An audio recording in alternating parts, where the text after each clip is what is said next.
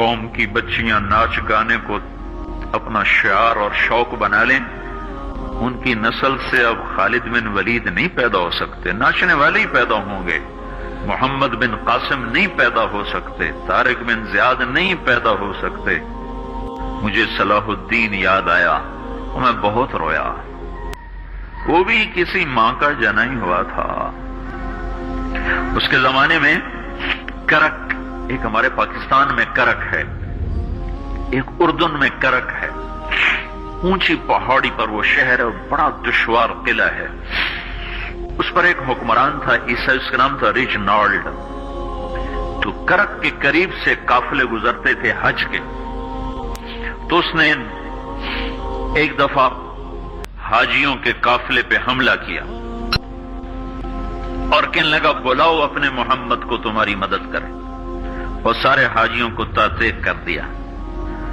اور دوسری دفعہ اس نے بحری بیڑا تیار کی اور مدینے پر حملہ کرنے کے لیے وہ بندرگاہ تک پہنچا یمبو کی، لیکن موسمی حالات سازگار نہ تھے تو واپس ہو گیا۔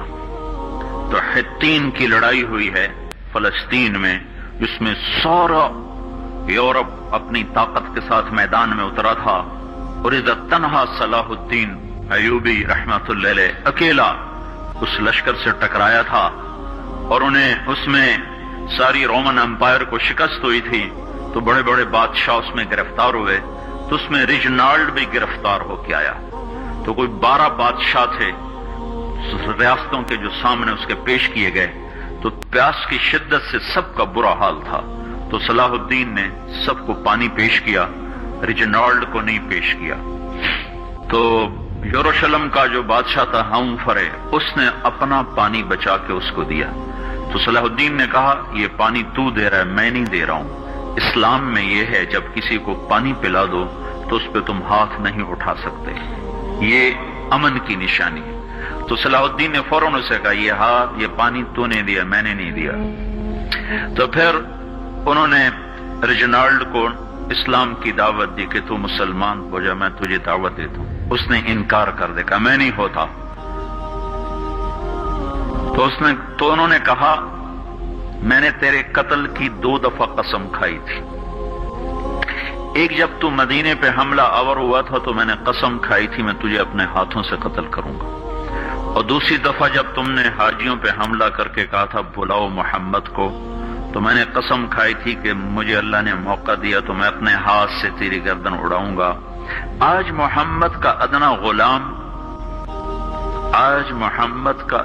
غلام تیری اس بات پر یہ فریضہ ادا کرنے کے لیے آ رہا ہے، اور اپنی تلوار سے اس کی گردن اڑائی، وہ پیچھے لٹک گئی، پوری نہیں اڑی، پیچھے لٹک گئی، خوفناک منظر بن گیا۔ تو سارے بادشاہوں پہ کب کبھی طاری ہو گئی۔ تو صلاح الدین فرمانے لگے ہمارے مذہب میں یہ نہیں ہے، بادشاہوں کے ساتھ ہم بادشاہوں جیسا ہی سلوک کرتے ہیں، پر یہ حدود سے آگے چلا گیا تھا۔ اب مجھے یہ قصہ بھولا ہوا تھا، مجھے انہی حادثوں میں، انہی ہنگاموں میں وہ یاد آیا، تو بعد تنہائیوں میں بیٹھ کے بے بسی کے آنسو بہہ جاتے ہیں، اور اس کے سوا کوئی چارہ نہیں ہے۔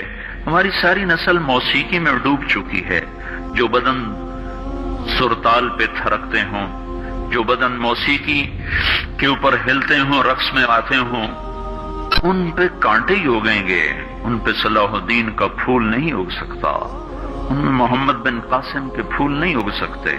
بانجھ ہو گئی ہے ہماری نسل، اور یہ یورپ کا سحر ہے جو چل گیا ہے، ہماری بے بسی ہے، ہماری بے بسی ہے۔ میں تو بس منت ہی کروں گا اپنے آپ کو پہچانو، اپنی ہستی حیثیت کو پہچانو، اپنی نسبت بدلو۔ تمہاری نسبت یورپ کے ساتھ ہو کے اگر موت آئی بے قیمت ہو جائیں گے، اگر مدینے والے کی نسبت مل گئی تو حضرت فاطمہ کے دائیں بائیں تمہیں بھی کھڑا کر دیا جائے گا، حضرت خدیجہ کے دائیں بائیں تمہیں بھی کھڑا کر دیا جائے گا۔ یہ چند دن ہیں، صبر کر لو، گھٹ گھٹ کے مر جانا ہی بیٹیوں کی روایت ہے۔ مشرق کی بیٹی اس نے گھٹ گھٹ کے مرنا ہی سیکھا ہے۔ ہاں، یہ آزادی، یہ آوارگی، یہ مغرب کی عورت کا خاصہ ہے۔ اور 18ویں صدی تک مغرب میں بھی کوئی عورت ایسے ننگی نہ تھی، اور گھر کی زندگی تھی۔ اس ویڈیو کو شیئر کریں اور مزید ویڈیوز کے لیے ہمارے چینل کو سبسکرائب کریں۔ شکریہ۔